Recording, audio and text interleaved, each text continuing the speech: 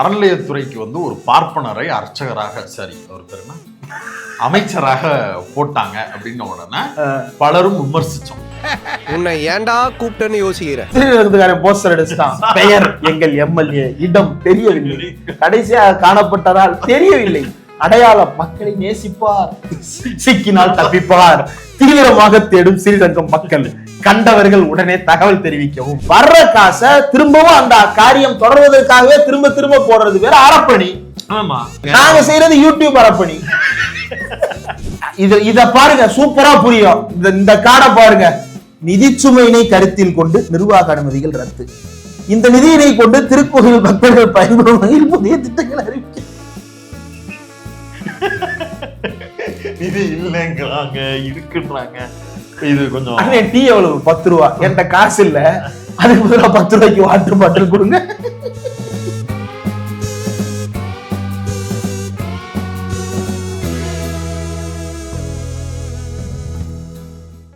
கிணறு வெட்ட பூதம் கிளம்பிய கதையாக. கிணறு வெட்டலாமா? சரியா போச்சு போங்க. அறநிலையத்துறையோட ரூல்ஸே தெரியாதா உங்களுக்கு? அத சட்டம் அனுமதிக்குதா? அது அறக்காரியமா? கிணறு வெட்டுறதன் மூலமா ஒரு 4 பேருக்கு பலன் இருக்கும். யார் காசுல வெட்டுறீங்க?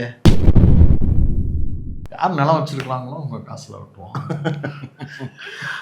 கவர்னர் உரையிலேயே ஆளுநர் ஒரு அறிவிப்பை வெளியிட்டிருந்தார், அரசினுடைய அறிவிப்பை. பல்வேறு முற்போக்காளர்கள் கொண்டாடி தீர்த்த ஆளுநர் உரையை பத்தி பேசுறீங்க. Now I am looking after his entire property.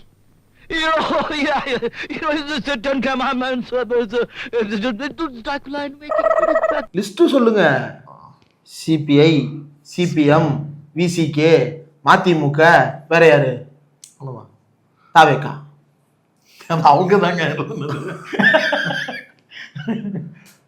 இவர்கள் எல்லோரும் வரவேற்ற அந்த கவர்னர் உரையில இவர்கள் எல்லாரும் வரவேற்றாங்க அப்படின்னா அதுல பல விஷயங்களை சுட்டி காட்டவும் செஞ்சிருக்கிறாங்க. அதுல இருக்கக்கூடிய தாராளமய பொருளாதார வாதத்தினுடைய விளைவுகள், நவீன விட்டுட்டீங்க,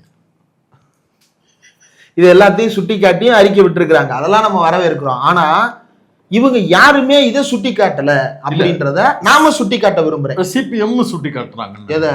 இந்த மேட்டரை. அப்படியா? சிபிஎம் அவர்களுடைய தீக்கதிர்ல கோவில் நிலங்கள், கோவில் சொத்துக்கள் இவற்றை அற காரியங்களுக்காக, புனித காரியங்களுக்காக பயன்படுத்துவது அப்படின்னு குறிப்பிட்டிருக்கிறீங்க. அந்த புனித காரியம் என்ன என்பதில் ஒரு தெளிவான விளக்கம் இல்லை.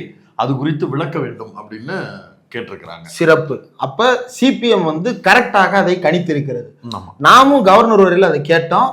ஆனா என்ன செய்யறாங்க அப்படின்ற அந்த முன் யோசனை காரணமாக நாம வந்து அதை வெயிட் பண்ணோம். இன்னொரு மேட்ரு நேற்று வந்து சிடிஆர் நிர்மல்குமார் பேசியிருக்கிறாரு. தமிழ்நாட்டுல எந்த அரசு பல்கலைக்கழகமாவது லாபத்துல இயங்குதா அப்படின்னு போற போக்குல கேட்டு போறாரு. அரசு பல்கலைக்கழகங்களா? ஏன் அரசு பல்கலைக்கழகங்கள் ஏன் லாபத்துல இயங்கணும்? எனக்கு அதான் புரியல. எதுக்குங்க இயங்கணும்? முதல்ல எதுக்குடா பைட்ல தண்ணி? எதுக்குடா பைட்ல தண்ணி? எதுக்குடா பைட்ல தண்ணி? லாபமாக்குற இடமாங்க அது. சாராயத்துல லாபம் இருக்குன்னு சொல்லுங்க, அது ஒரு லாஜிக் இருக்கு. பேரண்ட் டீச்சர் அசோசியேஷன் பீஸ் கூட வாங்க கூடாதுன்றதுதான் நம்முடைய நிலைப்பாடு. ஆமா, பள்ளிக்கூட எதுக்கியா லாபத்துல இயங்கணும்? என்னையா மனநிலை இது? அதாவது தொழில் பாக்குறவன், லாட்டரி விற்கிறவன், இவங்களெல்லாம் கொண்டு வந்து நீங்க ஒரு பெரிய பொறுப்புல உட்கார வச்சீங்கன்னா இப்படித்தான் எதுலாம் காசு பாக்குறது அப்படிங்கிற எண்ணம் வரும். ஆமா, இப்படி ஒரு பக்கம் போய்கிட்டு இருக்க. அதை பிறகு அடிப்போம், அதை தனியா ஒரு நாள் வெளுப்போம். நீ போ, நீ வா, அட வாங்கோண்ணா. நாம் அதுல கவனித்த சிபிஎம் சுட்டி காட்டிய, மறுபடியும் சொல்றேன், ஏன்னா போன தடவை வந்து சிபிஎம் வந்து அனைத்து சாதியினர் அர்ச்சகர் விஷயத்துல எல்லாம் ரொம்ப தீவிரமாக போராட்டத்தை ஒருங்கிணைத்தார்கள். தென் சென்னையா மத்திய சென்னை மாவட்டத்தை சேர்ந்த மாவட்ட செயலாளர் தோழர் செல்வா அவர்கள் வந்து அந்த போராட்டங்களை எல்லாம் பல மேடைகள் ஆர்கனைஸ் பண்ணி அந்த போராட்டங்களை எல்லாம் நடத்தினாரு. அவர்களுடைய கவனத்திற்கு நாம் இதை சுட்டிக்காட்ட விரும்புகிறோம். சு வெங்கடேசன் தோழர் அவர்களுடைய கவனத்துக்கும் நம்ம இதை சுட்டிக்காட்டுறோம். தமிழ்நாடு HRNCE டிபார்ட்மெண்ட் ஆக்சுவலா இங்கிருந்து தான் லீட் எடுக்கணும். அறநிலையத்துறைக்கு வந்து ஒரு பார்ப்பனரை அர்ச்சகராக சரி அவர் பேர் என்ன அமைச்சராக போட்டாங்க அப்படின்ன உடனே பலரும் விமர்சிச்சோம். உன்னை ஏன்டா கூப்பிட்டேன்னு யோசிக்கிறேன். இதை கட் பண்ணிடாதீங்க, கரெக்டா தான் போகுது. அப்ப அதுக்கு என்ன விளக்கம் நம்மளுக்கு கொடுக்கப்பட்டது, கிடைக்கப்பட்டதுன்னா என்ன கிடைக்கப்பட்டது? ஒரு தோழர் வன்னியரசு அவர்களுக்கு ஆசிரியர் எழுதிய புத்தகத்தை கொடுத்து வாழ்த்து தெரிவித்தார். அது வந்து கடைசியா நம்ம கட்டி அணைத்தார். கட்டி அணைச்சதையே வந்து ஒரு பெரிய வேல்யூவா போட்டுட்டு இருக்காங்க. அது தனி. அவர்கள் தரப்பு அல்லது அவர்களை ஆதரிக்கக்கூடியவர்களுடைய தரப்பு என்ன சொன்னாங்கன்னா, நீங்க வந்து அவர் பார்ப்பனரான்னு பார்க்காதீங்க, அவருடைய செயல்பாடை பாருங்க. அவரு பெரியார் தேடலுக்கு போய் போட்டோ எடுத்துட்டு வந்திருக்கிறாரு. அப்படி பார்த்தா 2015-16 டைம்ல அவர் வந்து இந்து ராஜ்யம்ன்ற டோன்ல எல்லாம் பதிவு எழுதுனதையும் கொண்டு வந்து இது 1+1 சரியா போச்சு அப்படிங்கிற மாதிரியும் கூட விமர்சனங்கள் வைக்கப்பட்டது. அப்ப இல்ல, எனக்கு லேட்டரா வந்து விஜய் அண்ணா கட்சி ஆரம்பிச்சதுக்கு பிறகு எனக்கு வந்து எக்ஸ்ட்ராவா கொஞ்சம் யோசிக்கிறதுக்கு வாய்ப்பு கிடைக்கப்பட்டது. அதனால நான் சிந்திக்க பழகிட்டேன், சிந்திச்சுட்டேன், மனுஷனா மாறிட்டேன், அதனால நீங்க என்னை நம்பலாம் அப்படின்னு ரமேஷ் அவர்களே வந்து வெளியில பேட்டி எல்லாம் கூட கொடுத்தார். விஜய் என்ன பேச கேட்டா? ஆமா, அவருடைய அரசியலுக்கு வந்ததற்கு பிறகு அவர் எங்க பேசினாரு? அவங்கள்ட்ட தனியா பேசிட்டு அப்பக்கப்ப இந்த மேடையில பேசுறாரு. வெளியே வந்த ஜெகதீசன் வீரமணிகண்டன்லாம் அப்படி சொல்லலையேப்பா. அப்பக்கப்ப வேன் மேல ஏறி நின்று பேசுறாருல, அதை கேட்டே இவர் வந்து அதை கத்துறது, அதை கேட்டே இவர் வந்து இது பண்றாரு. கத்துறதுக்கு இவர் லீடரு, இவர் தான் அறநிலையத்துறை அமைச்சரே லீடர் தான். ஏன் நம் தளபதி வரும் காலத்தில் மக்கள் மனதில் போற்றப்படுவார், போற்றப்படுவார், போற்றப்படுவார். இந்த போஸ் உங்களுக்கு தெரியாதா? விஜய் இப்படி நெஞ்சில கை வச்சு அப்படின்னு பாப்பார்ல, அந்த போஸ் இவங்க எல்லாம் வைரல் பண்ணாங்க. அது யாருக்கிட்ட? ரமேஷ் கத்துனதை பார்த்துதான். ரமேஷ் மேடை ஏறினாப்புலன்னா காட்டு கத்துவாப்புல, அதனால விஜய் அப்படி நெஞ்சில கை வைக்கக்கூடிய அளவுக்கு நான் அவருக்கு அப்படி நெஞ்சில கை வச்சேன். யாருக்கு? ஒரு டிபேட்ல நம்ம அமைச்சர் ராஜ்மோகன் சொன்ன நான் திடல்ல வளர்ந்தேன். ஓகே, ரமேஷ் அவர்கள் அப்படி அவரை பொறுப்பா போட்ட உடனே ஒரு பார்ப்பனரை இந்து அறநிலையத்துறை அமைச்சர்ல போட்டிருக்கீங்களேன்னு கேட்டபோது நம்மள எல்லோரும் என்ன கேட்டாங்கன்னா, நம்மள இல்ல பொதுவாவே எல்லாரும் வைத்த விமர்சனம் சாதின்றீடா, திருந்துகடா அப்புறம் அத சொன்னாங்க. அப்பயே நம்ம என்ன சொன்னோம்னா, நான் உட்பட, நானும் ஒரு ஊடக விவாதத்துல பேசும்போது பேசியிருந்தேன், நீங்களும் பேசியிருந்தீங்க, உண்மையிலேயே அப்படி நாங்களும் யோசிக்கல. நான் யோசிச்சேன், நீங்க சொல்லுங்க. அறநிலையத்துறை அமைச்சரா ஒரு பார்ப்பனரை போட்டது அப்படிங்கிறதுல எல்லாம் எனக்கு பெரிய இந்த இதெல்லாம் கிடையாது. ஆனா அடுத்த மாசத்துல ஒரு கேஸ் ஒண்ணு வருது. அந்த கேஸ்ல அவருடைய நிலைப்பாடு என்னன்றதை பார்த்துட்டு அவர் பார்ப்பனர்களுக்கு ஆதரவாக செயல்படுகிறார்களா, இல்லை இந்த அறநிலையத்துறை என்கிற ஒரு பெரிய மாண்பை திராவிட இயக்கங்கள் எப்படி கட்டி காப்பாற்றி வந்ததோ அதன் அடிப்படையில் எளிய மக்களுக்காக செயல்படுகிறாரான்றதை பார்ப்போம் அப்படின்னு பேசியிருந்தேன். சரியான அரைத்தல் ஐயராரு நீ. அது தொடர்பா ஒரு முக்கியமான ஸ்லைடு நம்மள்ட்ட மாட்டிருக்கு. ஆமா, தமிழ்நாடு HRNC டிபார்ட்மெண்ட் வந்து தன்னுடைய ட்விட்டர் பக்கத்துல திருக்கோயில்களின் நிதி சுமையினை கருத்தில் கொண்டு ஏற்கனவே அறிவிக்கப்பட்டு தொடங்கப்படாத ரூபாய் 246 கோடி மதிப்பீட்டிலான திருமண மண்டபங்கள் மற்றும் வணிக வளாகங்களுக்கான நிர்வாக அனுமதிகள் ரத்து அப்படின்னு போட்டிருக்கிறாங்க. அறிவிப்பு செய்யப்பட்டு நிதி ஒதுக்கப்பட்டு தொடங்கப்படாத திட்டங்களாக இருக்கக்கூடிய திருமண மண்டபங்களையும் வணிக வளாகங்களையும் கோயில் நிதிச்சுமை காரணம் காட்டி நிறுத்தி இருக்கிறார்கள். ஓகே, இது வந்து கேப்ஷன். வெளியீடு எண் 35 நாள் 19/2026 திருக்கோயில்களின் நிதிச்சுமையினை கருத்தில் கொண்டு அப்படின்னு போட்டு, இந்து சமய அறநிலையத்துறையினால் திருமண மண்டபங்கள் வணிக வளாகங்கள் கட்ட வெளியிடப்பட்ட அறிவிப்புகள் நீதிமன்ற தடையாணை காரணமாகவும் கோயில்களின் நிதிச்சுமையினை கருத்தில் கொண்டும் ஏற்கனவே அறிவிக்கப்பட்டு தொடங்கப்படாத நிலையில் இருந்த 115 கோடி 77 லட்சம் மதிப்பீட்டிலான 29 திருமண மண்டபங்கள் கட்டும் பணிகள், 130 கோடி 8 லட்சம் மதிப்பிலான 17 வணிக வளாகங்கள் கட்டும் பணிகள் என மொத்தம் 245.85 கோடி மதிப்பிலான 46 பணிகளுக்கான நிர்வாக அனுமதிகள் ரத்து செய்யப்பட்டன அப்படின்னு ஒரு அறிவிப்பு வந்திருக்கிறது. இதுல ஸ்டெப் பை ஸ்டெப்பா போவோம். நம்பர் 1, இது வந்து கோயில் நிதிச்சுமை காரணமாக நிறுத்தப்பட்டதா அல்லது நீதிமன்ற தடையாணை காரணமாக நிறுத்தப்பட்டதா? நீதிமன்றத்தினுடைய தடையாணை காரணமாகத்தான் நிறுத்தப்பட்டது என்றால் அதற்கும் நிதிச்சுமைக்கும் தொடர்பு கிடையாது. ஏன்னா நீதிமன்றம் கொடுத்த தடையாணை என்பது வேறு காரணங்களுக்காக, அது குறித்த செய்தி குறிப்புகள் நம்மிடம் இருக்கின்றன.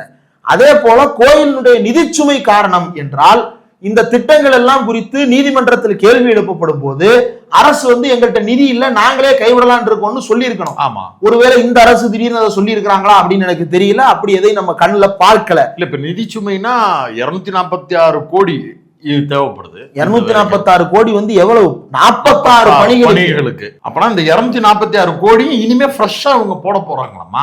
இல்ல, கஷ்டமா இருக்காமா? நம்ம வந்து அதுக்கு அடுத்த வரி இன்னும் வாசிக்கலையே. இந்த நிதியினை கொண்டு கோயில்கள் மற்றும் பக்தர்கள் பயன்பெறும் வகையில் புதிய திட்டங்கள் அறிவிக்கப்படும். அப்ப நிதி இருக்கு, நிதியை காரணம் காட்டி நிதி இல்ல. ஏய் அப்புறம் எதுக்கு நான் அந்த காசை வச்சு பண்ணுவேன்னு சொல்றியா? அது எந்த காசு? அது புதிய திட்டங்கள் செய்வோம். அதான்ப்பா அதை செய்யறதுக்கு உண்டான காசு. அது 246 கோடி. அதான் இல்லைன்னு சொல்லி இந்த ப்ராஜெக்ட் வேணாங்கிறிய. அது அந்த ப்ராஜெக்ட்டுக்கு தான் அந்த காசு செலவு பண்ண முடியல. என்னடா அண்ணே நீங்க உங்களுக்கு புரியுதா? 246 கோடி எங்க கிட்ட இல்ல, அதனால நாங்க இதை நிறுத்துறோம் அப்படின்றது வாதம்.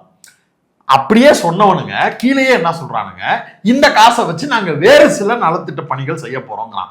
அந்த காசை வச்சு நீ அதை செய்யறதுக்கு ஏற்கனவே வச்சிருக்கே, அதை செய்ய வேண்டியதானே? இன்னும் எளிமையா சொல்லுவோம். நீங்க ஒரு டீ கடை ஓனர், டீ மாஸ்டர், நீங்க டீ போட்டுக்கிட்டு இருக்கீங்க, கல்லா உங்க பக்கத்துல இருக்குது. ஒருத்தர் வந்து அண்ணே ஒரு டீ போடுங்க அப்படின்றாரு.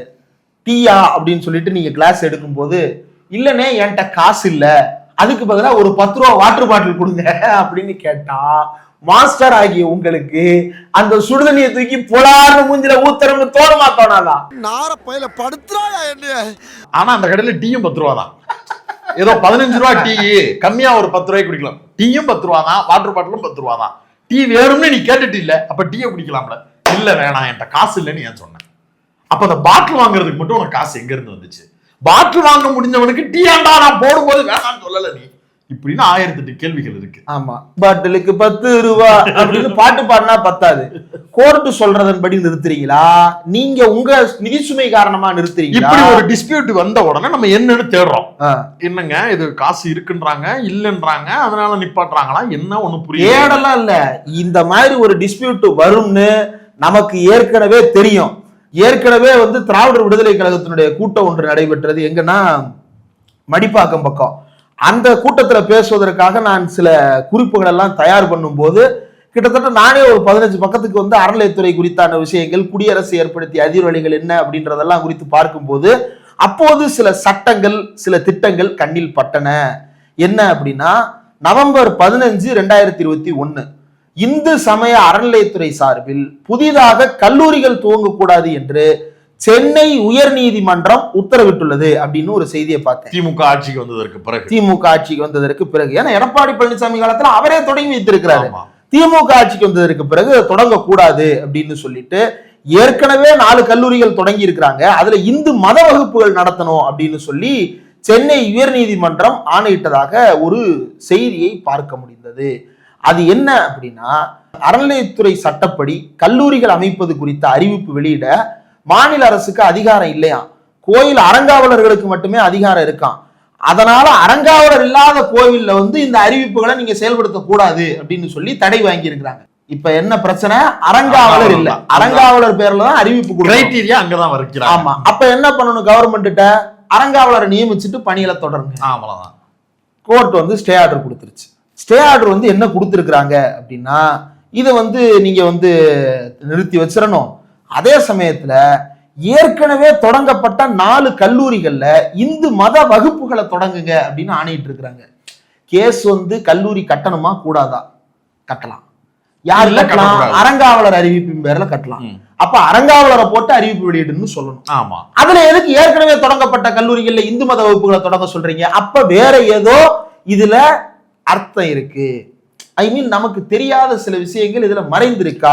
எங்களுக்கு வந்து இந்த கல்லூரி கட்டுறதுல விருப்பம் இல்ல, அதையும் மீறி கட்டினதுல போய் எங்க மதத்தினுடைய சனாதனத்தை கற்பிச்சுக்கோங்க. ஆமா. அடுத்து ஜூன் 2025 ஒரு இது வருது. இப்ப சமீபத்துல கோயில் காசுல திருமண மண்டபங்கள் கட்டுவது வந்து அரசமைப்பு சட்டத்துக்கே விரோதமானதுன்னு ஒரு தீர்ப்பு கொடுத்திருக்கிறாங்க. எந்த அரசமைப்பு சட்டத்துல அது இருக்குங்க? அது அம்பேத்கர் வந்து மாத்தி எழுதிட்டாருங்க. நாங்க வந்து வேற வச்சிருக்கிறோமுங்க. அதை வெளியே கொண்டு வந்தா வந்து திருமாவளவன் கொளுத்திடுவாருங்க. அதனால வேணான்னு தவிர்க்கிறோம். அதாவது அறநிலையத்துறை சட்டப்படி என்ன செய்யலாமாமா, நலிவடைந்த கோவில்களில் அறப்பணி மேற்கொள்ளலாமா. அறப்பணி இந்து மதத்தை பரப்ப கல்வி மற்றும் கல்வி நிறுவனங்கள் தொடங்கலாமா. ஆதரவற்றோர் இல்லங்கள், மருத்துவமனைகள் துவங்குவதற்கு இதெல்லாம் பயன்படுத்தலாம். ஆனா வணிக நோக்குடன் திருமண மண்டபம் அமைக்க பயன்படுத்துவது விதி மீறலாகும். மீனாட்சி அம்மன் கோயில்ல இருந்து எல்லா கோவில்லையும் கோவிலை சுத்தி இருக்கக்கூடிய கடைகள் எத்தனையோ இருக்கு. எத்தனையோ நூற்றாண்டுகளுக்கு லீஸுக்கு விட்டு அது பூராமே ₹1 ₹2 இருக்கு. திமுக கட்டி விட்டானா அதுக்குள்ள? திமுக நான் காலகாலமா அது அப்படிதானப்பா இருக்கு. ஓ, பாண்டிய மன்னனே திமுக காரனா? திமுக காரன் தாங்க வணிக நோக்கத்தோட பில்டிங் கட்டுவான். அப்பயே கோவிலுக்கு நிறைய பேர் வருவாங்க. அந்த இடத்த வணிகத்தலமா மாத்தினோம்னா அதுல இருந்து வரக்கூடிய வருவாயை வைத்து கோவில்ல சில செலவுகளை பண்ண முடியும்ன்ற நோக்கத்தோடு தான் அப்பயே அதை செஞ்சிருக்கிறாங்க. சரி, ஒண்ணு பண்ணலாம். கோயிலுக்கு சொந்தமான நிலம் இருக்கு. அந்த நிலத்துல இருந்து வர்ற காசு எடுத்து கோயில்ல விளக்கேத்துறாங்க, கோயில்ல இது பண்றாங்க. ஏன்னா அன்னைக்கு அனைவருக்கும் கல்வி கொடுக்கின்ற வகையில அரசனுக்கு மூளை செயல்படல. ஆமா, அதனால கோயில்ல விளக்கேத்து, நெய் ஊத்து, சுத்தம் பண்ணு, பாட்டு பாடுறவங்களுக்கு காசு கொடு, டான்ஸ் ஆடுறவங்களுக்கு காசு கொடு, இப்படின்னு சொல்லி அதுலதான் அந்த அறக்கட்டளைகள். எனக்கு ஒரு டார்க் காமெடி வருது, அத வேணும். அதுதான் அறக்கட்டளைகள். இதெல்லாம் அறப்பணிகள். இதை செய்வதற்காக கட்டளையிடப்பட்டு விடுவிக்கப்படுகின்ற நிலங்கள். அதற்கு பிறகு என்ன ஆகுது? கோயில்ல வந்து இப்ப ஒண்ணும் இல்ல, நம்ம இந்த கோயில் இருக்கு, சிதம்பரம் நடராசர் கோயில் இருக்கு. கிரிக்கெட் விளையாடலாம், கிரிக்கெட் விளையாடலாம். நம்ம விளையாடக்கூடாது, அவங்க விளையாடலாம். நம்ம ரமேஷ் ப்ரோ விளையாடலாம். அங்க ஒரு குடும்பம் இருக்காங்க, அவங்க மாத்தி மாத்தி நம்ம பிரவீன் சக்கரவர்த்தி ப்ரோ விளையாடலாம். இன்னொரு அமைச்சர் ஒருத்தர் இருக்கிறாரு. அமைச்சர்? அவர் அமைச்சர் ஆகலையா? அமைச்சர் வெங்கட்ராமன், அவரு விளையாடலாம். அவர் விளையாடலாம். ஆனா இல்லங்க, அங்க இன்னும் கொடூரமான பிரச்சனை. இவாளெல்லாம் போய் நின்னா நீங்கெல்லாம் யாரு போய்? நாங்கெல்லாம் தூய்மையான நேரடி வாரிசு. நேரடி வாரிசா? யாருக்கு வாரிசு? நாங்க தான் பிறப்பு, நாங்க தான். யாருக்கு வாரிசு? சிவனுக்கு தானே. வா, கடவுளுக்கு இல்லைங்க. உள்ள இருக்கிற சிவபெருமானே தீட்சிதரு, உங்களுக்கு தெரியாதா? கரெக்ட். அந்த தீர்ப்புல வாதங்கள்ல ஆமா ஆமா 100 தீட்சிதர் கைலாயத்துல இருந்து வந்தோம், அதுல ஒருத்தர் தான் உள்ள உட்கார்ந்து இருக்கிறாருன்றான். அவன் எங்க பங்காளி, என் கூட பிறந்தவன் அவன். இது தெரியாம நம்ம சூத்திர மக்கள் போய் அங்க கும்பிட்டு விழுந்துகிட்டு கிடக்குறானுங்க. அவன் யாரா உள்ள இருக்கவன்? நான் தான்டா, என்னெல்ல ஏற்றது வந்தவன் தான்டா இப்படின்னு சொல்றாங்க. இப்ப அந்த கோயிலுக்கு சொந்தமாக கட்டடங்கள் இருக்கா இல்லையா? அதெல்லாம் 99 வருஷம் 999 வருஷம் லீஸுக்கு விட்டுருக்காங்களா இல்லையா? தாராளமா விட்டுருக்காங்க. அதில் வரக்கூடிய வருமானத்தை வச்சுதான் வாழ்றோம்னு அந்த குடும்பங்களை சார்ந்தவர்கள் கொடுத்த பேட்டிகளே கணக்கெடுக்கிறது இருக்கு. மதுரை மீனாட்சி அம்மன் கோயிலுக்கு சொந்தமா கட்டடம் இருக்கா இல்லையா? பில்டிங்ஸ் இருக்கா இல்லையா? சும்மா போய் மீனாட்சி அம்மன் கோயில் இப்ப கூகுள்ல தேடி 3D மேப்ல நடந்து போற மாதிரி போடு. கோவிலை விட அதிகமா அந்த பக்கத்துல கடைகள் தான் இருக்கும். அது சுத்தி கடை தான் இருக்கும். அது பூரா கோவில் கடை தான். பூராமே 99 வருஷம் 100 போட மாட்டாங்க. 99 வருஷத்துக்கு லீஸுக்கு தான் விட்டுருக்காங்க. விச் மீன்ஸ் ஒண்ணு அந்த நிலத்தை அவங்க வாழ்நாள் முழுக்க பயன்படுத்திக்கலாம், அல்லது அந்த நிலத்திலிருந்து ஒரு வாடகை வரும். சரி, இப்போ வாடகை வருது சார். வர்ற வாடகைய இன்னொரு இந்துவுக்கு தானே செலவு பண்ண போறாங்க. ஆமா, கோவிலுக்கு தானே பண்றாங்க, கோயிலுக்கு தானே செலவு பண்ண போறாங்க. அப்ப அது அறக்காரியம் தானே. இப்ப கோர்ட் வந்து, நான் ஏன் வந்து ஆரம்பத்துல இந்த யூனிவர்சிட்டி மேட்டரை லீடு எடுத்தேன்னா, யூனிவர்சிட்டி வந்து ப்ராஃபிட்டபிளா ரன் ஆக கூடாது. ப்ராஃபிட்ன்றத அப்படி சொல்லக்கூடாது. அது சர்ப்ளஸ் ஜெனரேட் ஆகலாம். அப்படி சர்ப்ளஸ் ஜெனரேட் ஆனாலும் அத கல்வி தொடர்பான பணிகளுக்கு மறுபடியும் வச்சிடணும். கட்டிக்கிறது. அதாவது ஒரு கல்வி நிறுவன கமலஹாசனா தான் ஒரு பல்கலைக்கழகம் வாழணும். ஆமா, சினிமாவிலிருந்து எடுத்ததை சினிமாவுக்கே போட்டார் அப்படின்னு சொல்லுவாங்க இல்லையா? சிவகார்த்திகேயன் அவரு எங்க அண்ணன் ரியோராஜன் ரிவர் ரூட். ஓ, ரியோவா? யாரு? சினிமாவில் சம்பாதிச்சதே சினிமாவுக்கே போடுறாரு இல்லையா? இப்ப சினிமாவில் வச்சு ஜிவி பிரகாஷ் நம்மள எல்லாம் போடுறாரு, அது வேற விஷயம். இப்படி வந்து சம்பாதிக்கிறத அதுக்கே செலவு பண்ணிடணும், அந்த கல்வி பணிக்கே செலவு பண்ணிடணும். அப்ப திருக்கோயிலில் இருந்து ஒரு கல்வி நிறுவனம் கட்டுறாங்க, அந்த கல்வி நிறுவனத்தின் மூலமாக லாபம் வரணும்ன்ற நோக்கத்துல செயல்படல. ஆனாலும் ஏதோ ஒரு தொகை மிஞ்சுது. என்ன பண்ணுவாங்க? அந்த கிரவுண்டை மேம்படுத்துவாங்க. அந்த பிள்ளைகளுக்கு வந்து சத்துணவுல இன்னொரு முட்டை போடக்கூடாது, ஏன்னா அது அறநிலையத்துறை பலகாரத்துல எக்ஸ்ட்ரா ஒரு கரண்டி நெய், ஒரு சுண்டல் எக்ஸ்ட்ரா கொடுக்குறாங்க, ஒரு நெய் எக்ஸ்ட்ரா ஊத்துறாங்க. திருமண மண்டபம் கட்டுறாங்க. சரி, வணிக நோக்கத்தோட செயல்பட வேண்டாம் சார். இந்து முறைப்படி திருமண மண்டபம் ஃப்ரீயா வந்து கல்யாணம் பண்ணிட்டு போறதுக்கு அந்த மண்டபம் கட்டலாமா கூடாதா? சும்மா கரண்ட் காசுக்கு மட்டும் ஒரு 1000 ரூபாய் 2000 ரூபாய் மொட்டை அடிக்கிறதுக்கு 10 ரூபாய் வாங்குறாங்க. அது அறக்காரியம் இல்லையா? அதுவும் அறக்காரியம் தான் அவங்களுக்கு. அந்த அறக்காரியத்துக்கு வசூல் பண்றீங்கல்ல, அது லாப நோக்கம்னு உங்களுக்கு சொல்ல மாட்டேங்கிறீங்க. தட்டுல காசு போடாதீங்க, அது லாப நோக்கம், அதை செய்யாதீங்க சொல்ல மாட்டேங்கிறீங்க. இல்ல நீங்க ஒப்பிடாதீங்க. மொட்டை அடிக்கிறவர் வந்து நம்ம சூத்திர பெருங்குடியை சேர்ந்த ஒருவர். அவர் வந்து கை நோவை சிறைக்கிறாரு. அவரே வந்து ஒரு 20 ரூபா 30 ரூபாய்க்கு மேல வாங்க முடியல. வாங்குனா குடிமுடிக்கு போற மாதிரி அங்க உட்கார்ந்து சண்டை போடுவானுங்க. 10 ரூபா கூட கேட்டாரு அப்படின்னா. சட்டை போடுறதுக்கு கூட வழி இல்லாம சுத்திட்டு இருந்தான். நான் தான் மொட்டை போடுற இடத்துல கூட்டு போய் வேலையில சேர்த்து விட்டேன். இன்னைக்கு ரசீதுக்கு மேலேயே மேல்படி வாங்கி பூசா வண்டியா வாங்கிட்டான். நான் இன்னும் பழைய டிவி 50லயே சுத்திட்டு இருக்கேன். தலையெழுத்து ரொம்ப வயித்தெரிச்சல் புடிச்சு ஐராகிறானே. அதான் தள்ளுவண்டியில தள்ளிட்டு போறவங்கள உடனே மெமோ கொடுத்து அப்படியே வேலையை விட்டு வேலையை விட்டு அனுப்புறது. பார்ப்பனர்கள் ஏதாவது பஞ்சாயத்து பண்ணாங்கன்னா இவர் இப்படி வேலை பாக்குறாரு. எங்க புல்புல் பறவை மாதிரி கடிதம் எழுதி கொடுங்கன்னு கேட்பாரு அமைச்சர். ஒரு மொட்டை அடிக்கிறவர் அது அவரை என்னன்னு சொல்றது, அதுக்கு என்ன பண்ணினே தெரியல. மொட்டை எடுக்கிறதா, அந்த மொட்டை எடுக்கிற இடத்துல பணியாற்றவர் சம்பளம் வாங்குறாரு, வர்றவங்கள்ட்ட ஒரு 10 ரூபா வாங்குறாரு. அதை வச்சுட்டு அவர் என்ன கோட்டை கட்ட போறாரா? கிடையாது. அதே இதையும் தட்டுல காசு வாங்குறதே நீங்க எப்படி உண்ணுன்றீங்க? இது உழைச்சு சம்பாரிச்சது சரிதான், தப்புதான், மாத்திக்கிறேன். தட்டுல காசு வாங்கினாலும் அதை தடுக்கிறதுக்குன்னு இவங்க பேச மாட்டேங்கிறாங்கல்ல. இப்ப முடிவெற்றவருக்கு ஒரு நடவடிக்கை எடுக்கிறீல்ல, இந்த நடவடிக்கை நீ எடுத்தியா? இங்க ஒண்ணும் இல்ல, அறநிலையத்துறை ஒன்னே ஒரு சின்ன காரியம் பண்ணது. அறநிலையத்துறை நீங்க தனியார் கோயிலுக்கே போய் பாத்தீங்கன்னாலும் அந்த போர்டு ஒண்ணு வச்சிருப்பாங்க, காணிக்கை உண்டியலே செலுத்தணும். நீங்க சின்ன வயசுல போகும்போது இந்த போர்டு புரியாது. எல்லாரும் காசை கீழே போட்டாம இதுல போடணும் அப்படிதான் நினைச்சிருக்கேன். சரி, கண்ட இடத்துல இந்த தூண்ல வச்சுட்டு வேண்டிட்டு கரெக்ட், கண்ட இடத்துல போட்டா போர்டு வச்சிருக்காங்க. நானும் அப்படிதான் நினைச்சேன். கட்ட பார்த்த உடனே பாஞ்சிராத, உண்டியல்ல போடு. அந்த வசூல் கோவிலுக்கு நல்ல காரியத்துக்கு வரணும். ஏன் ஒருத்தர் வயிற்றுக்கு மட்டும் போயிடக்கூடாது. அதனால கோவில் நல்ல காரியம், அறக்காரியத்துக்கு பயன்படுத்தும். தட்டுல வாங்குற காசு எப்படிங்க ஒரு தனிநபருக்கு பயன்படலாம்? அறக்காரியத்துக்கு தான் பயன்படணும். அவர் அம்புட்டை அள்ளி அம்பாள் காலில் போட்டு போடுமா இல்லையா? காலில் எல்லாம் போட வேணாம், எடுத்து உண்டியல்லே போடுங்க. எல்லாம் பண்ணி உண்டியல்ல போடுங்க. அதான் சொல்லியிருக்காங்கல்ல. அதை எப்படிங்க வீட்டுக்கு எடுத்துட்டு போலாம்? அப்ப இந்துக்கள் பயன்பெறக்கூடிய எல்லா வழிகள்லையும் உதவலாம். அன்னதானம் போடலாம், மருத்துவமனை கட்டலாம், அந்த கேட்டகரியில கல்யாண மண்டபமும் கட்டலாம். அதை கல்யாணம் பண்றானா இல்லையா? ஏங்க மந்திரம் ஒழிதானங்க கல்யாணம் பண்றான்ல, இந்து முறைப்படி கல்யாணம் பண்றானா இல்லையா? அவன் கல்யாணம் பண்றதுக்கு ஒரு இடம் வேணுமா இல்லையா? அதை கல்யாணத்தை நீங்கள் ஒரு அறக்காரியமா கருதுறீங்களா இல்லையா? அறக்காரியம்தான்.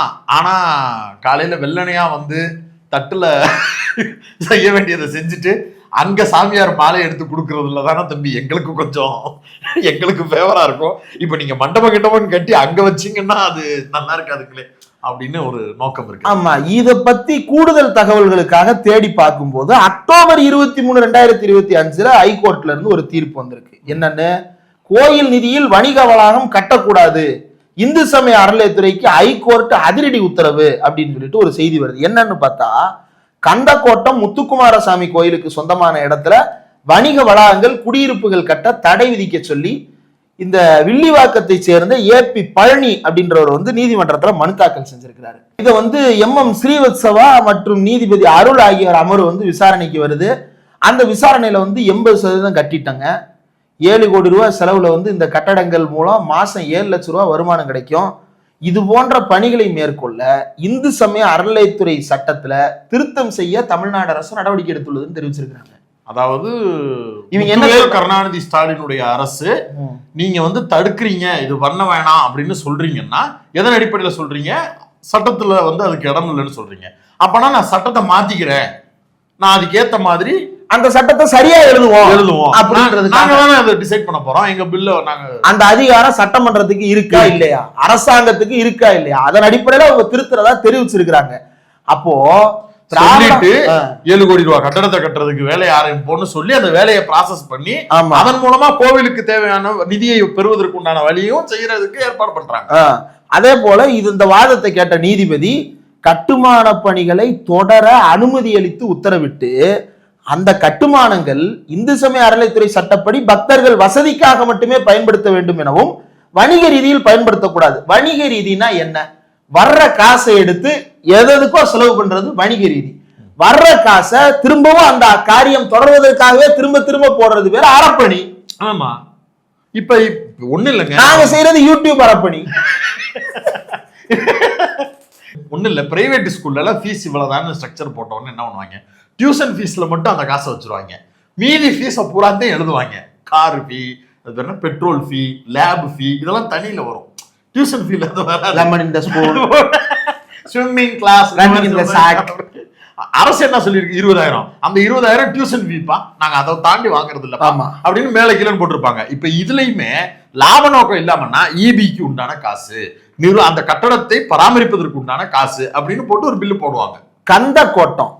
கந்தக்கோட்டம் முத்துக்குமாரசாமி கோயில்ல மட்டும் 7 கோடி ரூபாய் செலவுல கட்டுற இதுல மாசம் 7 லட்சம் ரூபாய் கிடைக்குதுன்னா எத்தனை இந்துக்களுக்கு சாப்பாடு போடலாம்?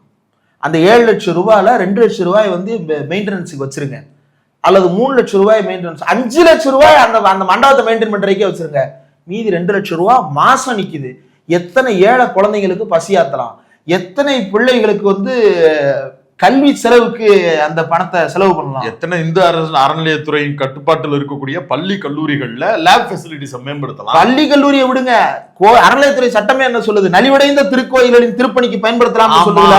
கிராமப்புறத்தில் இருக்கக்கூடிய சிறுதெய்வ கோயில்களை மேம்படுத்துவதற்கு அந்த நிதியை பயன்படுத்தலாமா கூடாதா? தாராளமா. அங்க ஒவ்வொரு கோவில்லையும் ஒரு பூசாரியை கூட அரசு நியமிக்கணும். அறப்பணி தானே. ஒவ்வொரு அந்த பகுதியில் இருக்கக்கூடியவர்களுக்கு உபதி கொடுக்கறதுக்கு நேர காலத்துல வந்து பரீட்சைக்கு போறான், அந்த வச்சுக்கோ அப்படின்னு சாமி எடுத்து கொடுக்கறதுக்கு ஒருத்தர் நீங்க போடுங்க சம்பளத்துல. யாரு கேட்டா மதமும் வளருது இல்ல.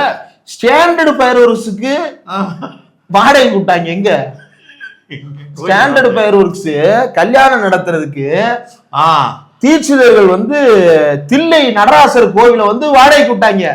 அந்த கூரை இருக்குல்ல, சோழ வேஞ்ச கூரை, அந்த கூரைக்கு மேல வந்து ஸ்டாண்டர்டு ஃபயர் ஒர்க்ஸ் ஸ்டிக்கர் பறக்குது. என் காசுல அது காட்டுவேன்டா, ஸ்டிக்கர் ஒட்டி காட்டுவேன். நீ பொண்ணால வேஞ்சிட்டு போ, நாங்க ஆஞ்சிட்டு போறோம் அப்படின்னு சொல்லி அந்த ஸ்டாண்டர்ட் ஃபயர் ஒர்க்ஸ் கல்யாணம் நடத்துறான். இதை கேட்கறதுக்கு எந்த நீதிமன்றத்துக்கு வந்து கேள்வி வரல. ஆமா, ஸ்டாண்டர்ட் ஃபயர் ஒர்க்ஸ் எல்லாம் காசு கொடுத்து அவங்க என்ன வேணாலும் வாங்கலாம். தாஜ்லயே கூட அவங்க கல்யாணம் நடத்தலாம், என்ன வேணாலும் பண்ணிக்கலாம்.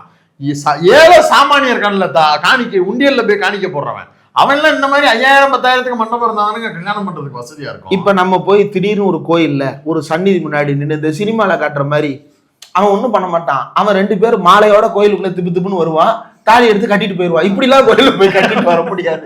அங்க இருக்கிற எக்ஸிக்யூட்டிவ் ஆஃபீஸர் ஏய் யாரா நீ எதுக்குடா பிடிச்சு கேட்பாரு, ரிஜிஸ்டர் பண்ணணும் அந்த கோயில்ல. இந்த மாதிரியான பணிகளையும் அறப்பணிகளுக்குள்ள இருந்து எடுக்கணும்ன்றதுதான் இப்ப செய்யலாம்ல. இப்போ ஆமா, இப்போ வந்து 2 பேர் வந்து சாதி மறுப்பு திருமணம் செய்யறதுக்கு கோயிலுக்கு வர்றாங்க. அது இந்து திருமண சட்டம் அனுமதிக்குதா அப்படின்றது தெரியல. அது ஸ்பெஷல் மேரேஜ் ஆக்ட் அனுமதிக்கும். ஆமா, இந்து திருமண சட்டத்தின்படியே 2 பேர் சாதி மறுப்பு திருமணம் செஞ்சுக்கிறாங்கன்னு வச்சுப்போமே. 2 பேர் சாதியை கடந்து 2 பேர் இந்துக்கள், அதனால் திருமணம் செய்து கொள்ளுகிறோம்னு வர்றாங்க. ஆனா சாதியை மறுக்கிறாங்க, இந்துவா இணைகிறாங்க. அவங்களுக்கு ஒரு 1000 ரூபாய் கொடுக்கலாம்ல. தாராளமா அந்த நிதியில இருந்து எடுத்து கொடுக்கலாம். இந்து மதம் வளரும்ல. ஆமா, அவ கோயில்ல தானே அந்த கல்யாணம் பண்றாங்க. அப்படி வளர்ற இந்து மதம் எங்களுக்கு வேண்டான்றேன். இவங்களுடைய வாதமே. அப்ப எளிய மனிதர்கள் பங்கு பெறுவதும் பயன்படுவதும் அப்படிங்கிறதுல ஏதோ புகைச்சல் இருக்கக்கூடிய ஒரு குரூப் வந்து உட்கார்ந்துகிட்டு இந்த வேலையை பாக்குறாங்க. ஒரு குரூப் இல்ல, ஒரு அப்ப அந்த குரூப்பை எதிர்த்து கேள்வி கேட்கிறதுக்கு போன திமுக அரசு தயாரா இருந்திருக்கு.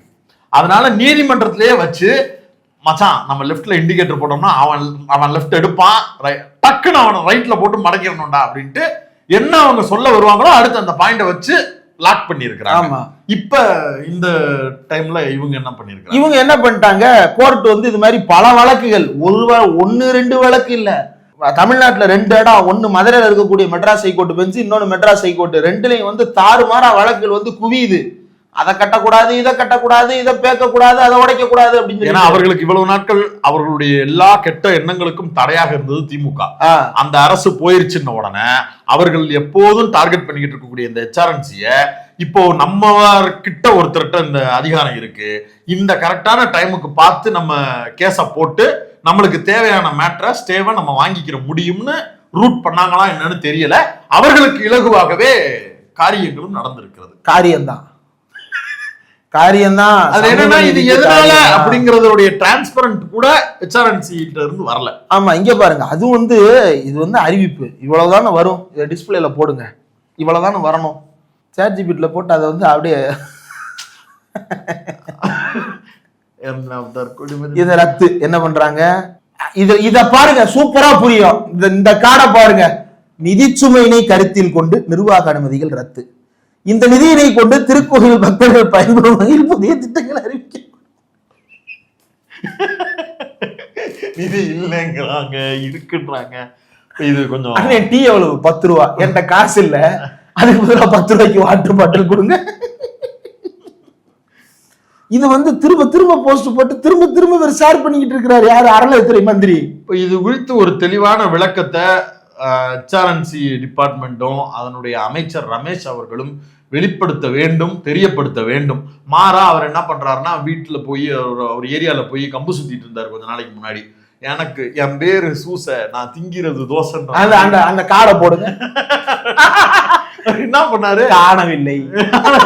ஆக்சுவலா இவர் தான் போய் சொன்னாரு ராத்திரியில, நான் வந்து ஒரு போன் நம்பர் கொடுப்பேன், அத வந்து எல்லாரும் மனசுக்குள்ள பிடிஆர் நினைப்பு, போன் நம்பர் கொடுப்பேன், அதை நான் ஃபாலோ பண்ணிக்கிட்டே இருப்பேன், என் கையிலேயே வச்சிருப்பேன், அட்டெண்ட் பண்ணிக்கிட்டே இருப்பேன் அப்படின்ற மாதிரி பேசிட்டு ஸ்ரீரங்கத்துக்காரன் போஸ்டர் அடிச்சிட்டான். பெயர் எங்கள் எம்எல்ஏ, இடம் தெரியவில்லை, கடைசியாக காணப்பட்டதால் தெரியவில்லை, அடையாளம் மக்களை நேசிப்பார், சிக்கினால் தப்பிப்பார், தீவிரமாக தேடும் ஸ்ரீரங்கம் மக்கள், கண்டவர்கள் உடனே தகவல் தெரிவிக்கவும். எப்பவுமே ரொம்ப உற்சாக முகுதியில கத்துவாப்ல. கொஞ்ச நாள் ஆளையே காணா. அந்த மக்களுக்கு அவர் கொடுத்த போன் நம்பரும் சுவிட்ச் ஆஃப், நாட் ரீச்சபிள்ல இருக்கு. கேட்டா அசம்பிளிக்கு வந்துட்டேன் பாரு. அதை வந்து சந்தோஷ் அவர்கள் பேரலையில பஞ்சாவும் அந்த வீடியோவை விளக்கமாக எழுதியிருக்கிறார்.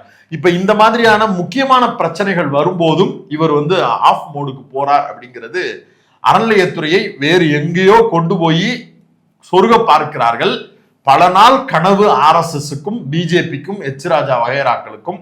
அந்த கனவை சீரும் சிறப்புமாக எப்படி வந்து தமிழ் தாய் வாழ்த்துக்கு அடுத்து தேசிய கீதத்தை போட்டு அண்ணன் எப்படி உங்களுக்கு ஏத்தவனா மாதிரி காட்டினா அப்படின்னு உஷார் பண்ணாங்களோ அதே மாதிரி வேலையை பார்த்துருக்குறாங்க. இது என்ன தெரியுதா? கற்போம் பெரியாரியம். யாரு? ஆசிரியர் வீரமணி அவர்கள் எழுதினது. இதை வந்து ஒருத்தர் கொடுக்குறாரு. அப்படியே ஜூம் அவுட் பண்ணுங்க. யாருக்கு கொடுக்குறா? சந்தேகம் வருதா? ஏன்னா இதுல கொடுக்கும் ஸ்தானம் உள்ளவர் யார்? கொடுக்கும் தகுதி உள்ளவர் யார்? தோழர் வன்னியரசு. பெரும் தகுதி யாருக்குனாலும் இருக்கு. அந்த வகையில ரமேஷ் அவர்கள் பெற்றுக்கொள்ளலாம். மாண்புமிகு சமூக நீதித்துறை அமைச்சர் அன்பிற்குரிய அண்ணன் வன்னியரசு அவர்களை மரியாதை நிமித்தமாக நேரில் சந்தித்தேன்றதோடு நிப்பாட்டலாம். நான் சொல்றது வாழ்த்தினேன். இந்து சமய அறநிலையத்துறை சார்ந்து மாண்புமிகு அமைச்சர் அவர்கள் மூலம் கிடைக்கப்பெற்ற கோரிக்கைகள் மீது நடவடிக்கை எடுக்கப்படும். நல்ல கோரிக்கை தான் கொடுப்பாரு அவரு. அடுத்து வந்து தனது கருத்தியல் அண்ணல் அம்பேத்கர் அது இதுன்னு சொல்லிட்டு தலை மகிழ்ச்சி அளிக்கிறது. இதுக்கு அடுத்த போஸ்டே இதுதான். வன்னியரசு தோழர்கிட்ட என்ன பேசிட்டு இருந்தீங்க? இப்ப அவர் பேசணும், நம்ம வாட்டுக்கு இருப்போம். விஜய் வந்து சட்டமன்றத்தில் உட்காந்துருக்க மாதிரி வன்னியரசு தோழர் சொல்றத பூரா கேட்டுட்டே இருந்துட்டு கவனிக்காமே வந்திருக்கீங்க. நீங்க கற்போம் பெரியாரியல் அப்படின்ற ஒரு புக்கை வந்து நீங்க வன்னியரசு தோழர் கொடுத்து வாழ்த்துனீங்கல்ல, 300 படிச்சீங்களா? நான் அப்படி பெரியாரியல் தத்துவம் ஒன்று சொல்றேன். அந்த பெரியாரியல் தத்துவத்துல வந்து ரொம்ப முக்கியமான ஒரு குறிப்பு ஒன்று இருக்கு. குறிப்புன்றதை விட ஒரு பழைய செய்தி ஒன்று இருக்கு. அந்த செய்தியை நான் நினைவுபடுத்தணும் அப்படின்னு நினைக்கிறேன். 12/7/1925 குடியரசு இதழ்ல, உலகின் முதல் சுயமரியாதை நாளேடு குடியரசு இதழ்ல வந்து ஒரு செய்தி, தந்தை பெரியார் அந்த செய்தியை எழுதுறார்.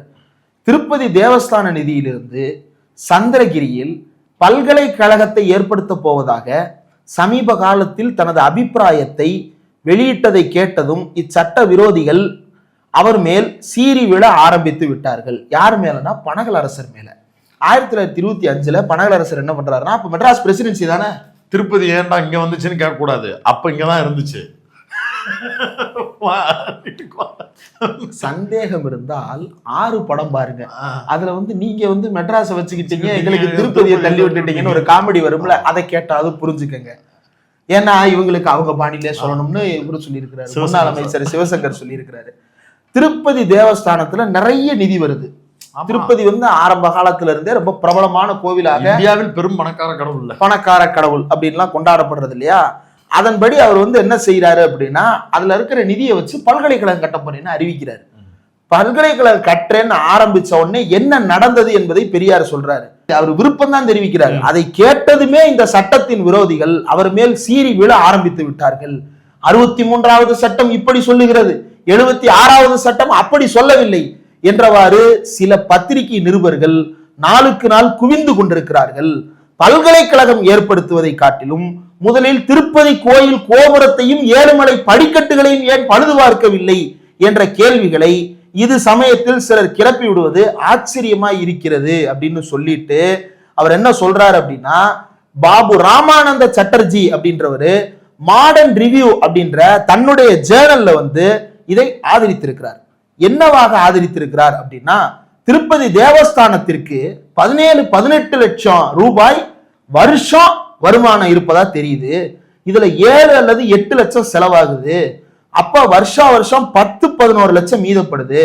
இந்த மீத பணம் சில ஆரம்ப செலவுக்கும் சில பள்ளிக்கூடங்களை நடத்துறதுக்கும் செலவு செய்யப்படுது. விச் மீன்ஸ் ஆல்ரெடி பள்ளிக்கூடம் இருக்கு. அப்படி இருந்தும் இன்னும் 40 லட்சம் ரூபாய் மொத்தமா மீதி இருக்கு. நீங்க இன்ஃப்ளேஷனுக்கு வேணா கால்குலேட் பண்ணி பாருங்க. 1925ல 40 லட்சம் ரூபாய் லிக்விட் கேஷா கையில இருக்கு. அதோட கோயில மூட போறாங்களா? கிடையாது. இன்னும் கோயில் ரன்னிங்ல இருக்க போகுது. டெய்லி வந்துகிட்டு இருக்கு. இந்த தொகையை கொண்டு ஒரு பல்கலைக்கழகத்தை ஏற்படுத்த போவதை கல்கத்தாவில் பாபு ராமானந்த சட்டர்ஜி அவர்கள் மாடர்ன் ரிவ்யூ என்ற தமது சஞ்சிகையில் மனப்பூர்வமாய் ஆதரிக்கிறார். அது மட்டுமல்ல, சென்னையில் இருப்பது போல, அதாவது அப்ப மதராஸ் இருப்பது போல ஒவ்வொரு ராஜதானிகளிலும் தேவஸ்தான சட்டம் ஏற்பட வேண்டும் என்று அப்பெரியவர் அபிப்பிராயப்படுகிறார். அந்த அபிப்பிராயத்தை நான் சந்தோஷத்துடன் ஆமோதிக்கிறேன். ராஜாவின் நல்ல எத்தனத்திற்கு, பனகலரசரின் நல்ல முயற்சிகளுக்கு விரோதமாக சூழ்ச்சி செய்யும் சுயநல புலிகள் ஒருபுறம் இருக்க, சிறந்த தேசபக்தர்களில் ஒருவராகிய ராமானந்த பாபுவின் பாரபட்சமில்லா அபிப்பிராயத்தை பொதுமக்கள் கவனிக்க வேண்டும் என்று வற்புறுத்துகிறேன். நான் சொன்னா நீ என்னைய நீ அந்த ஆளு இந்த ஆளுன்னு சொல்லுவேல. பாபு ராமானந்த சட்டர்ஜி சொல்றாரு, அவர் ஒரு சிறந்த தேசபக்தர். அவர் சொல்றாரு 40 லட்சம் மிச்சம் இருக்கே, பல்கலைக்கழகம் கட்டினா என்ன தப்புன்னு. பெரியார் என்ன கேட்கிறாரு, அதை கட்டுறதுக்கு சட்டம் ஒரு தடையாக இருக்கு அப்படின்னா அப்படிப்பட்ட ஒரு சட்டத்தை திருத்துறதுக்கான அரசாங்கம் இருக்கு, அதை செய்யறதுக்கு தானே நீங்க. இதுதான் கற்பம் பெரியாரியல். இதை கொஞ்சமாச்சு ரமேஷ் அவர்கள் கற்றுக்கொண்டால் அடுத்த முறையாவது நீதிமன்றத்தில் இல்ல நாங்க அதுக்கு ஏத்த மாதிரியான சட்ட, நீதிமன்றம் கூட அப்புறங்க, ஃபர்ஸ்ட் நீங்களே இப்போதான் உங்களுக்கு ஃபேவரட்டா ஒரு வாய்ப்பே இருக்கே. இப்போ நீங்க கூப்பிட்டாலே சரி ஓகே நம்ம தோழர்கள் அவங்க ஓகே பண்ணலாம் அப்படின்ற ஒரு டீல்ல தான் இருக்கீங்க. அதனால எல்லாரையும் கூப்பிட்டு ஒத்து செஞ்சு எல்லாருமா சேர்ந்து நம்ம புதுசா சட்டத்தை மாத்திருப்போம் அப்படின்னு சொல்லி ஒரு வேலையை ஆரம்பிக்க வேண்டியது தானே. திடலுக்கு போய் புக் வாங்கிட்டு வர்றது அல்லது திடல்ல போய் போட்டோ எடுத்துட்டு வர்றது இது மட்டும் இருக்கக்கூடாது. வாங்கின புக்கை படிக்கணும், பெரியாருக்கு முன்னாடி நின்று பெரியாருடைய கருத்துக்களை மனதுல நினைக்கணும். அதை விட்டுட்டு இந்த போட்டோ இன்னைக்கு போட்டா இன்னைக்கு இந்த மாதிரி ரீல்ஸ் எடுக்கலாம்ல, நாளைக்கு நம்ம பயில இப்படிலாம் கமெண்ட் பண்ணுவாங்கன்னு இப்படி யோசிச்சுட்டு இருக்க கூடாது. கருப்பு கலர் கோட்டு ஏன் போட்டிருக்கேன் உங்களுக்கு நான் சொல்லி தெரிய வேண்டியது இல்லை, உங்களுக்கே தெரியும். எங்களுக்கு தெரியல சார், எங்களுக்கு தெரியல. எதற்காக இதெல்லாம் சொல்றேன் அப்படின்னா, இது மாதிரியான நேத்து ஒரு சின்ன சமரசத்தை பத்தி பேசணும். ஆமா, தமிழ் தாய் வாழ்த்து தேசிய கீதம். இன்னைக்கு பல மூத்த பத்திரிகையாளர்கள் கூட அதை இந்த சின்ன சமரசம் செஞ்சுக்கிட்டதுனால கவர்னர் இனி நம்ம அனுப்புற கோப்புக்கெல்லாம் கையெழுத்து போடுவாரு. அந்த சமரசத்தை திமுக செஞ்சுக்கிடாததுனாலதான் கவர்னர் பில்ல பூரா பெண்டிங் போட்டாரு. வேற என்னங்க சமரசம் செய்யணும்? வேற ஏதாவது அவர் சொல்லிதான் நம்ம கேட்டுக்கிறதுக்குன்னு வேற ஏதாவது இருந்தா இப்பயே சொல்லி, சாதி சான்றிதழை மட்டும் ஒழிச்சிருங்க, சாதி ஒழிஞ்சிரும். அப்படி கொடுமை. இப்படி சமரசத்திற்கு உங்களை தூண்டுவதற்கு ஒரு குரூப் தயாராக இருக்கிறது. இந்த சமரசவாதிகளிடம் ஏமாந்து விடாதீர்கள். உங்களுக்கு உண்மையிலேயே சந்தேகம் இருந்தா, உங்களுக்கு தான் திடலுக்கு போவதில் எந்த தயக்கமும் இல்லைல, இப்படி ஒரு அறிவிப்பு கொடுக்கறதுக்கு முன்னாடி நீங்க திடல்ல கலந்தாலோசிச்சீங்களா? ஆசிரியர்கிட்ட கேட்டீங்களா? அதை கேட்டு நம்மளுடைய அடுத்த கட்ட நடவடிக்கை எப்படி இருக்கணும்னு இடதுசாரிய தோழர்கள் ஆலய நுழைவு போராட்டங்கள்ல பல காலமாக களத்தில் நிற்கக்கூடிய தோழர் மருதையன் மாதிரியான நபர்கள்ட்ட கேட்டிருந்தா கூட, வாஞ்சிநாதன் தோழர் மாதிரியான நபர்கள்ட்ட கேட்டிருந்தா அவங்க கூட ஒரு லிஸ்ட் எடுத்து கொடுத்துருப்பாங்களே. ஆமா, நீங்க போய் இதை பெரியாரிய பார்வையில் எப்படி அணுகிறது வேண்டாம். ஆசிரியர் ஒரு சிறந்த வழக்கறிஞர், அந்த வழக்கறிஞர்கிட்ட கேளுங்க இந்த வழக்கு எப்படி கையாளுறதுன்னு. உங்களுக்கு ஹெட்மிஸ்ட்ரஸா இருந்த ஜெயலலிதாவே அவர்கிட்ட தான் கேட்டாங்க. 69% இடஒதுக்கீட்டை கலைஞர் கொடுத்துட்டு போயிட்டாரு, இதை வச்சு நம்ம அரசியலமைப்பு சட்டத்துல இதை சேர்த்து நம்ம பாதுகாக்க முடியுமா? இடஒதுக்கீட்டை ஷெட்யூல்ல சேர்க்க முடியுமா? சேர்த்தா பாதுகாக்கணும். அப்ப அதுக்கு என்ன செய்யலாம்னு ஆசிரியர்கிட்ட கேட்டு சட்டத்தின் ரீதியாக வழக்கை நடத்தி அரசிதழ்ல பதிப்பிக்க வைத்தார். இன்றைக்கு வரைக்கும் சமூக நீதி காத்த வீராங்கனின்னு அவரை சொல்றாங்கன்னா அதுக்கு காரணம் அதை அரசிதழ்ல சேர்த்து வெளியிட வச்சதுதான்.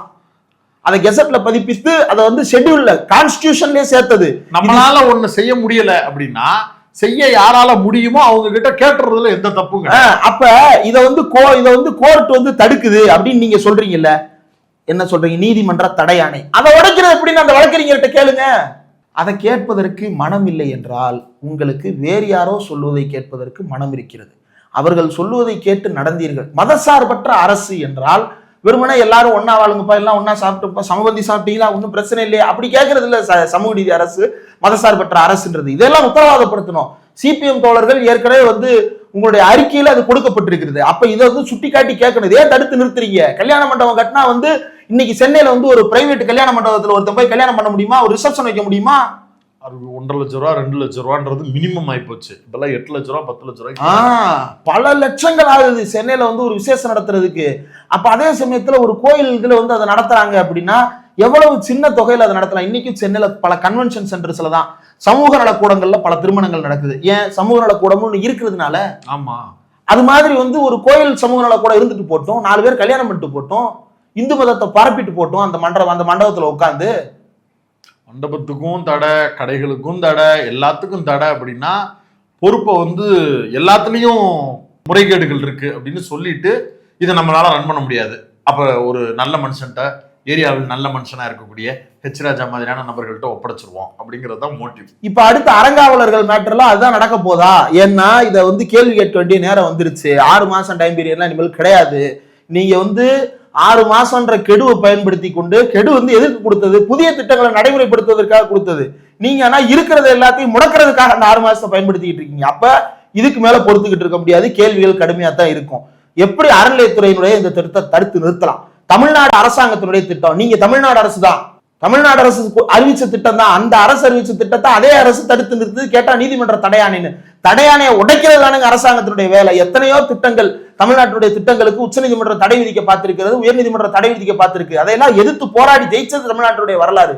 அதனாலதானே கலைஞரை கொண்டாடுறோம். அருந்ததி இடஒதுக்கீடு கூடாதுன்னு கோர்ட்ல கேஸ் போட்டாங்க. உச்சநீதிமன்றம் வரைக்கும் போனாலும் அந்த கேஸை வந்து எவனாலையும் முடி கூட ஆட்டி பார்க்க முடியாது அந்த கேஸ்ல. ஏங்க ரோல்ஸ் ராய்ஸ் கார்ஸுக்கு வரி கட்டுன்னு சொன்னப்ப கோர்ட்டு கேட்டப்ப அதையே உடைக்கிறதுக்கு சலுகை கிடைக்காதா? ஒரு நாங்க வந்து வரி கட்டிக்கிட்டு இருக்கோமே, எங்களுக்கு இந்த சலுகை கூட கிடையாதா அப்படின்லாம் பேசுனீங்க. யார் இந்த இப்படி கேஸ் போட்டது? இந்தியால 2 பேரு. யாரு யாரு? ஒன்னு இவரு, இன்னொன்னு சச்சின் டெண்டுல்கர். இப்ப என்னப்பா 10 லட்சம் 15 லட்சம் உங்கள்கிட்ட கொடுக்கறதுக்கு என்னப்பா பிரச்சனை? 1 கோடி நாள் கொடுத்துட்டு போய் என்ன?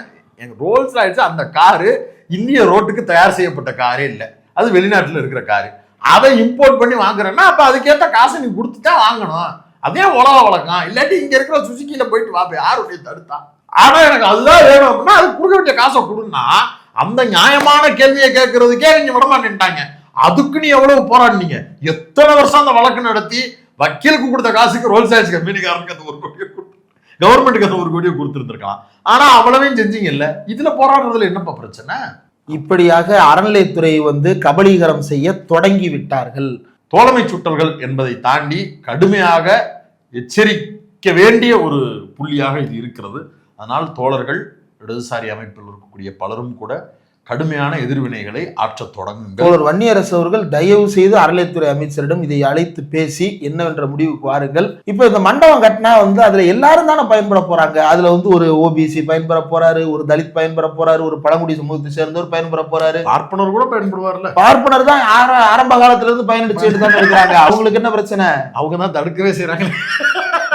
நம்ம இந்த காங்கிரஸ் பேட்டியில சொன்னோம்ல, மக்கள் பிரச்சனைக்கு காங்கிரஸ் போறணும். பிரச்சனையே காங்கிரஸ் தானேங்க. மக்களுக்கு ஏதாவது பிரச்சனை காங்கிரஸ். பார்ப்போம்.